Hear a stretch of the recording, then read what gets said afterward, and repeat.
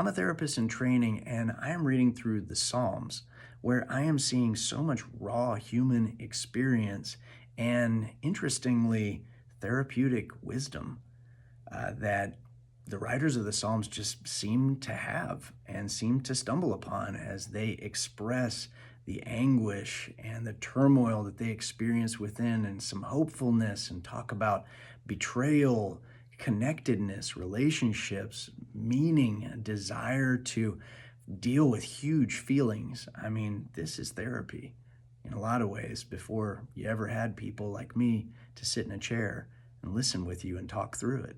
So I'd love for you to join me. Today, I'm reading Psalm 3, and David sang this when he was running away from his son Absalom. Now, I'm not going to get into that story, but needless to say, David's life could easily fit into any George R. Martin novel. David says, "Lord, I have many enemies. Many people have turned against me. Many are saying about me, God won't rescue him." And then he says something right here, and this is where that therapeutic component comes in. He says, Selah. Selah, we don't really know what it means, but our best guess is it's a musical term that means here's where you take a breath and think about what I just said. And it's kind of like David right here is saying, I'm overwhelmed and I'm recognizing it. There's just too much to handle right now. There's too much to deal with. And I'm going to take a breath and I'm going to think about that fact. I'm not going to blast through it. I'm just going to think about the fact that I'm overwhelmed. And then he does the next thing. He says, but Lord, you are my shield, my wonderful God who gives me courage. I will pray to the Lord, and he will answer me from his holy mountain. And then he does it again. He says, Selah.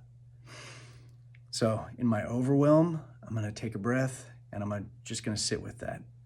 And then I'm going to try to gather some hopefulness about the future and see a possibility that takes place. I'm going to take another breath, and I'm going to see that. I'm going to sit with it.